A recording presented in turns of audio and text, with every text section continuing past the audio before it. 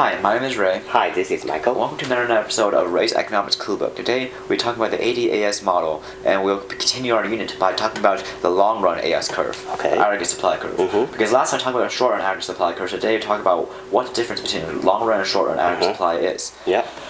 So at very low real GDP levels, our real GDP, our economy, our aggregate supply kind of acts like a horizontal line, and basically our price level has little fluctuations, but our real GDP can increase or fluctuate due to outside stimulation. Yeah, we actually just show the dynamics from for example, from the depression to the full employment, right? So we can show the dynamics of how the AS curve, aggregate supply curve, changes through the real GDP changes. Yeah. Okay. So at low GDP levels, we see a more Keynesian theory play into role. Basically, since there are so many unemployed resources at low real GDP levels, basically real GDP can increase easily, but price level. When aggregate demand rises, but price level does not fluctuate much. Now, at intermediate level, which is probably the most common economy, at an intermediate economy level, our real GDP is at intermediate levels. Both real GDP and price level rise and fluctuate with the aggregate demand, because some industries are at full employment, but some industries are still have unemployed resources to increase output. It's actually just like our short-run AS curve we just discussed. Okay. And at high or full real GDP levels, when all industries are at full employment, all resources are fully employed to their most optimal point, then our real GDP basically stays fixed at one point. So only our price level rises when aggregate demand rises. Only our price level is affected, but quantity supplied or real GDP is not affected, cannot be fluctuated at this point. And this is our classical theory. Yeah, it's more like classical theory supports, because on the when it's the economy on the full ceiling, right? Yeah. And it's full employment. So no matter the price level changes, your real GDP stay the same, because it's being all the resource and including human capital has been fully employed. Yeah. Okay. So it's just summarized. Yeah. So, as a summary, basically in our price level, this is what basically an economy looks like in both the short and long run. We see a long run aggregate supply curve that's completely vertical, because real GDP or production is fixed at that point, classical theory. Yeah. But however, in the short run, we see a more intermediate and at low GDP levels, Keynesian effect, and basically we see a short run and long run difference. Due to, here, wages are flexible in the long run.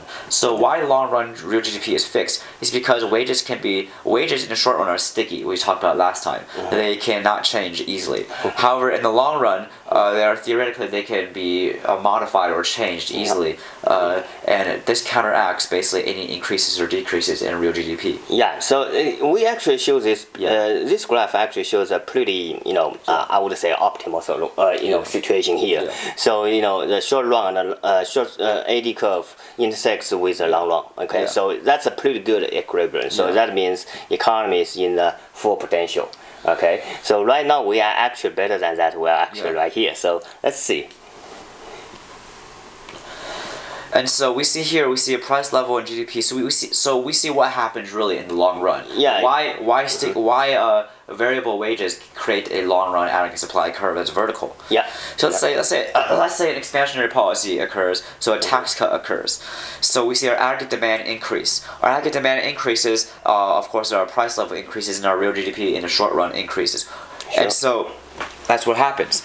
However, once our price level increases, wages are naturally also going to increase as employees and employers negotiate higher wages due to higher employee demand for a higher wage.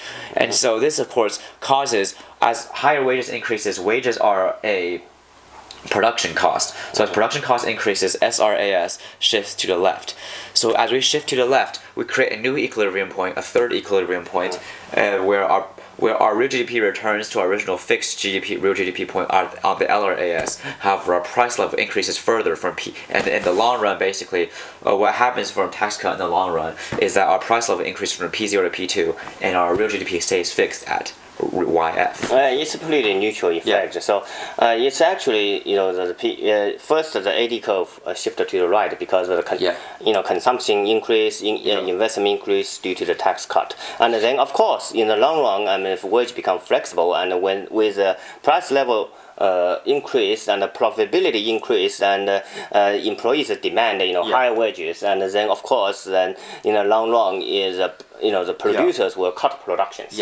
So eventually they will go back to the long run aggregate supply curve here. So the net effect in the long run is actually the equilibrium from E0 to E2 as Ray just mentioned, and then price level increase from P0 to P2. So the net effect is the real GDP has no change. However, we've so far only talked about shifts along the LRAS curve, basically, essentially. But the LRAS curve, just like the SRAS curve, can shift left and right. Our long run real GDP can increase or decrease. Sure.